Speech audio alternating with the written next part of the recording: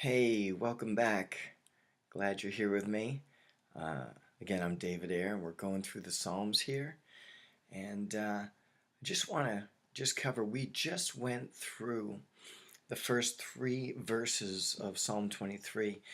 And I want you to recognize that they're kind of set off there. And the reason that they're set off, the first three are talking about God in the third person. It's David talking to you and I about who God is to him. And so there's, the Lord is my shepherd, I shall not want. He makes me lie down in green pastures. He leads me beside still waters. He refreshes my soul. And so it's all him. He, is guiding along paths of righteousness. But now I want you to know that there's a transition here. The first portion was talking about who God is as shepherd and who he is as my shepherd. But now we're going to be talking about me. In verse 4, it says this: Even though I walk through the valley of the shadow of death, I will fear no evil, for you are with me. Your rod and your staff, they comfort me. I want you to understand this. Part of being led down paths of righteousness means that you're going to walk through valleys of the shadow of death.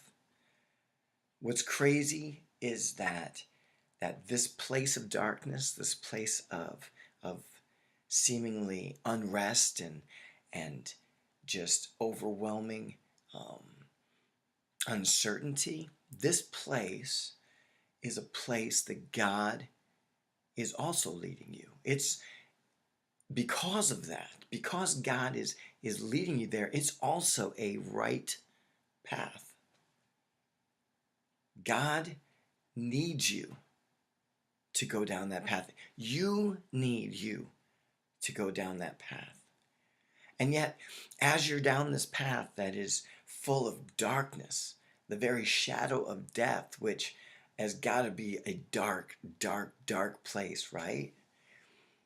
Even though you're there, even though you might not be able to see 6 inches in front of your face,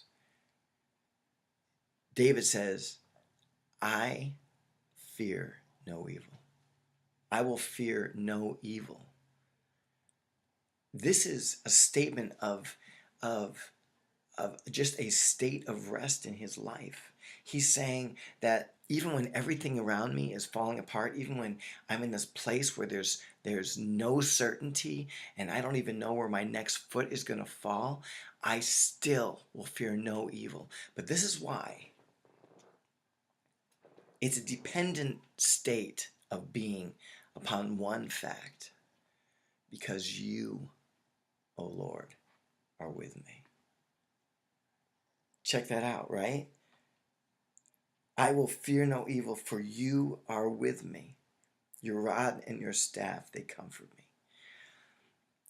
David is saying, and it's interesting and it's important to note here, he was talking to you and me, one sentence earlier. But now, when he's going through things, when he's in the valley of the shadow of death, he's no longer talking about God to like some dude who's hanging out with him. He is talking to God. He goes and he's talking first person to God himself in the second person. You, Lord, are with me. And because you're with me, I will fear no evil. That's pretty awesome. It's important and to recognize that when you're going through just hard times, it's amazing how that clarifies things. It's no longer about talking about God. Your relationship with God goes past like just showing up on Sunday, right? Singing a couple songs, hearing a little message. It goes about, hey, you and me. We've got this. We've got to be right. We got to be together. It's funny how crisis always clarifies relationship with God.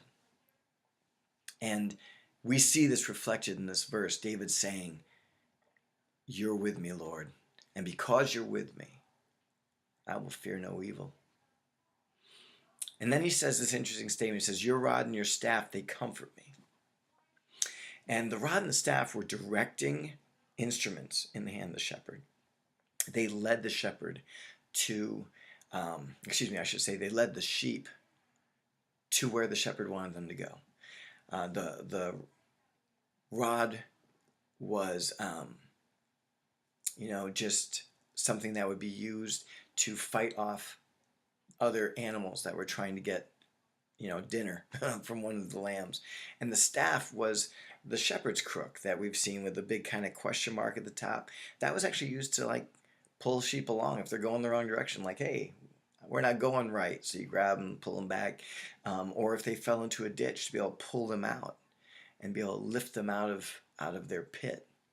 Those are the things that comfort David, because he knows this. And I want you to check this out.